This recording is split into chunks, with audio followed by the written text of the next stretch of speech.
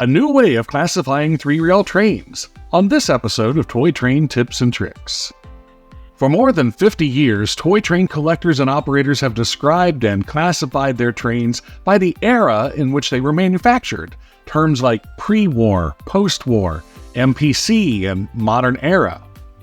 Hello again, this is Mike with another episode of Toy Train Tips and Tricks, and while these terms may tell us something about the time period, they tell us little about the trains themselves.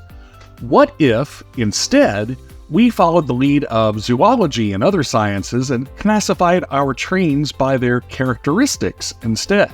For example, think of a new hobbyist wondering why the Lionel Scout set he just bought isn't compatible with his other Lionel post-war trains. It's the same manufacturer and the same era, so why aren't they compatible?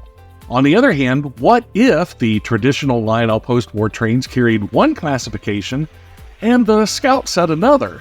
The hobbyist would then understand that the two items may not work together well. So, I propose a new system of classifying toy trains. A system that is easily understood and easily defined, and that will be applicable to most O-gauge three-rail models regardless of era. Of course, there will always be a few examples that are difficult to define, but the system should work for most pieces. My idea is still in the formative stages, and I'm sure there's room for improvement, so be sure to add your feedback in the comments section. So, here we go. I propose to call the first designation the Pioneer class. These items should meet at least 3 of the following criteria. First, they're not made to any particular scale or prototype. Second, they utilize unrealistic couplers, such as Tab and Slot or Lionel's pre-war box couplers. Third, they're often proprietary, having couplers or some other feature that makes them incompatible in some way with most other brands and classes. And fourth, they operate on O31 and smaller curves. As an example, let's look at a typical Lionel 1688E torpedo set. While there was a real Pennsylvania torpedo locomotive, one can hardly argue that the 1688E is a scale model. The wheel arrangement is even incorrect.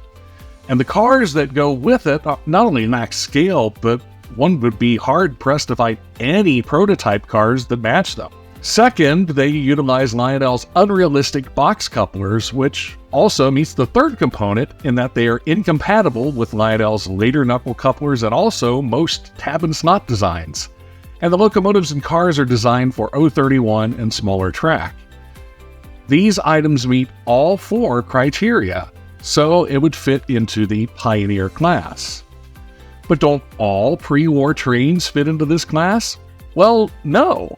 Lionel, for one, also made some finely detailed scale models in the pre-war era, such as the No. 700E Hudson steamer and a set of cars to go with it. While still pre-war trains, their features and operation are far different from that of the 1688E.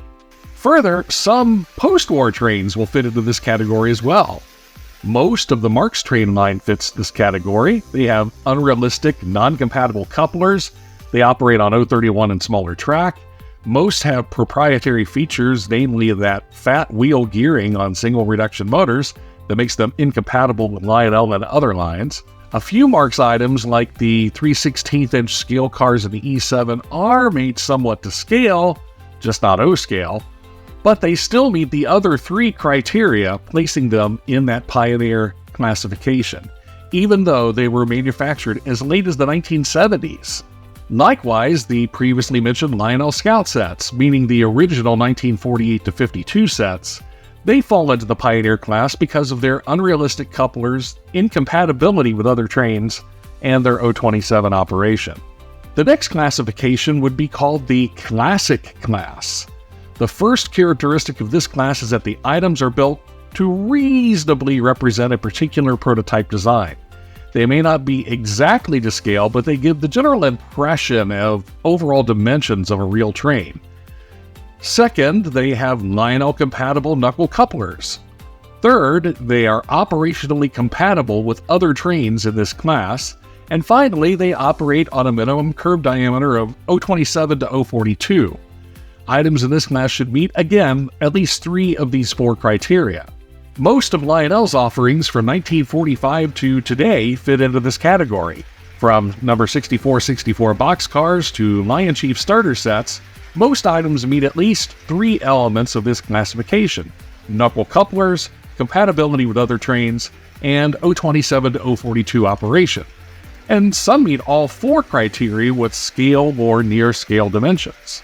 In addition, most offerings from K-Line, Williams, Menards, MTH Real King, and even old Kusan K-Series trains all fit into this category as well.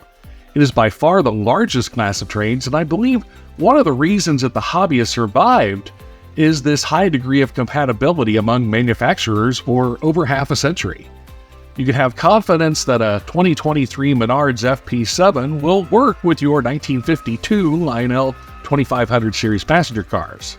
On the other hand, Lionel's DC-powered starter set locomotives of the 70s and 80s would not be in the classic category. Their DC-only motors make them incompatible with classic trains. This, coupled with their non-scale proportions and O27 operation, makes them instead Pioneer-class locomotives.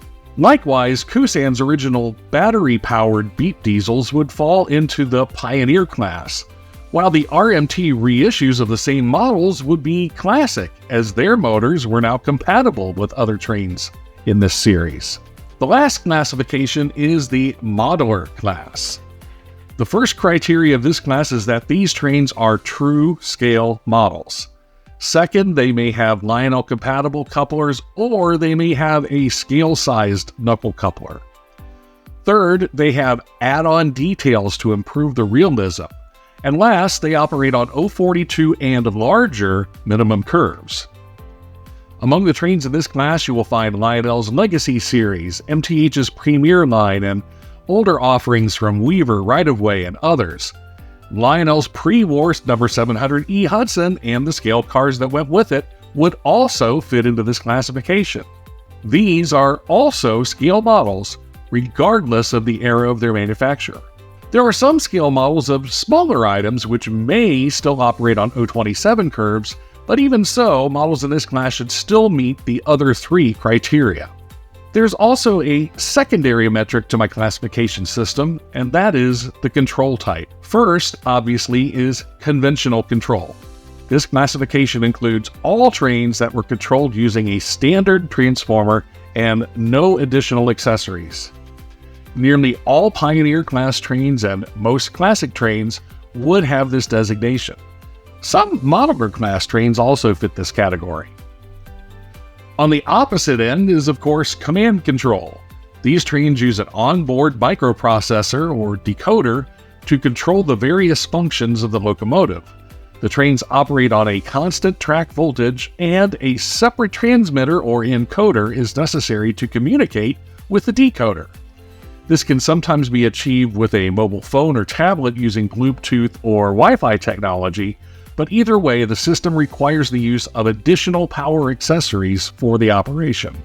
All trains using Lionel's TMCC, Lion Chief Plus, or Legacy systems, as well as all MTH products using any version of the DCS system, fall into this category. Any models that use regular DCC systems would also fit into this category. In between is what I call the hybrid operation. Hybrid systems use constant track voltage power, either from a conventional transformer or a command-controlled brick, but train functions are controlled either through a remote control device with radio or infrared signals, or with a mobile phone or tablet with Bluetooth and Wi-Fi. These trains lack the full functionality of true command control, but no additional power accessories are required beyond the remote control or mobile device. Trains in this class include Menards' new locomotives, as well as Lionel's Lion Chief offerings. Also, some modelers have created their own hybrid control systems using an Arduino or Raspberry Pi processor and Bluetooth control. Thus, we have 3 classes for the train's physical attributes: Pioneer, Classic, and Modular, and 3 subclasses for control systems: Conventional, Hybrid, and Command. As examples, Lionel's new Legacy models would be classified as Modular Command.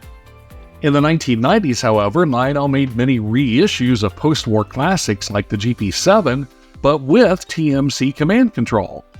These models would then be classified as Classic Command.